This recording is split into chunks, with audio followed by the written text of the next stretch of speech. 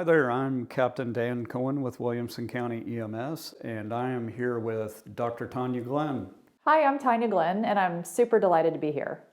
So today on Rescue You, we're going to talk about PTSD.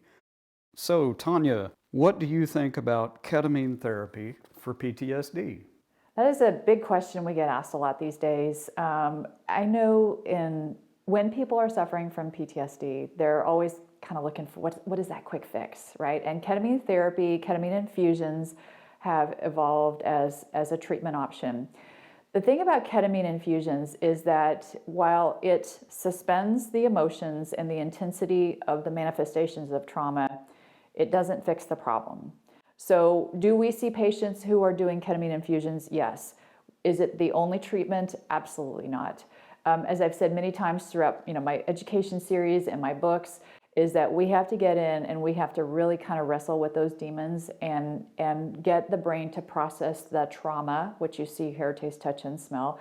We need to get the brain to process that effectively, and that is the true fix for PTSD. Without the work in therapy, the ketamine infusions will sort of hold you in a sort of suspended state and really pretty much manage the manifestations, but when it wears off, you're back in. And so certainly if you want to try it, you can, but it's not the golden just quick fix of PTSD. So the ketamine just provides a respite, if anything. Yeah, that's a really good analogy.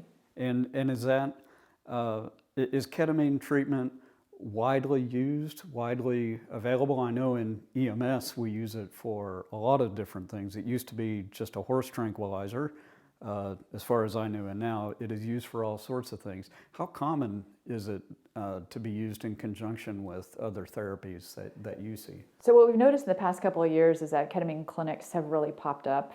They're pretty common. We get a lot of emails from ketamine clinics wanting us to kind of endorse them. And so we've kind of remained neutral about it. I have, again, in dealing with people who've had it, they say, for a while there's some relief, but it does come back. So my biggest worry with first responders is that you just want that to fix it, and you don't want to come in and kind of tackle the demons with us. And if that's the case, then you'll get some relief, but then you'll be back in for the next infusion. Got it. Okay. So ketamine might be a Band-Aid, might help, but it's not a cure-all. Right. Got it. Okay.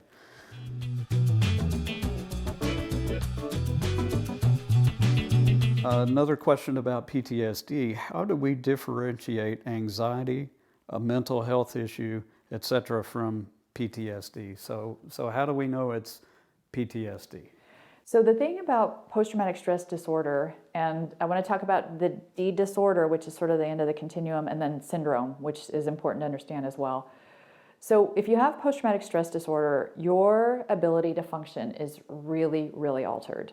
When people have PTSD, what happens is the trauma, as we've described in our previous trainings, is basically captured by the frontal lobe, and it doesn't allow that trauma to process like normal information. And so people who have post-traumatic stress disorder have very, very invasive recollections of the trauma. And it causes this state of just constant hyperarousal. And then they spend a lot of time and energy just trying to control this and manage it and stuff it. The D disorder is pretty severe. I think it's very overused these days. I think a lot of people have decided they have PTSD from this and that, and it really does require an event that puts your life in jeopardy, or your life of your partner or someone you care about, or when you see like carnage and mayhem. So the D disorder is very, very debilitating, and what I always tell people is, trust me, you would know, because your life is so hijacked by images and flashbacks and recollections and nightmares and night terrors. And so it's a really uncomfortable state to live in. The post-traumatic stress syndrome is what you guys primarily are dealing with. This is when you have a tough call and you notice over time, you see it, you hear it, you smell it, you nightmare about it, it bothers you a lot, and you think about it every time you're driving towards where it happened. What happens with post-traumatic stress syndrome is the healthy, resilient brain basically is able to overcome this, and it's able to process and push the event from your frontal lobe to your long-term memory. and it resolves itself. And this is what's happening pretty much 99% of the time with you guys. Now, because post-traumatic stress syndrome resolves itself, if you Google it, it always says, so you don't need to get help. But you know what? If you're experiencing a rough call and you can't shake it, come on in and get help. If you come in soon, it's post-traumatic stress syndrome. If it's going to transfer on to post-traumatic stress disorder and become more problematic, let's just nip it in the bud right away so that you don't have to deal with this forever. That sounds like a good way for public safety folks to think about. A bunch of type A personalities like me and like other folks in our business. That makes a lot of sense. We're definitely nip it in the bud kind of people. Absolutely. That makes a lot of sense. Outstanding. Thank you for watching this episode with us and talking with Dr. Tanya Glenn about PTSD. If you have any questions you want to ask us on Rescue You, go ahead and scan this QR code and send them to us. Please understand, in no way is this a counseling session or any sort of clinical advice. If any of the content has triggered you, or if you feel like you need help immediately, please reach out to your local mental health professionals or to any peer support teams that you have in your area. If you're in a crisis, here are some national resources for you to contact immediately.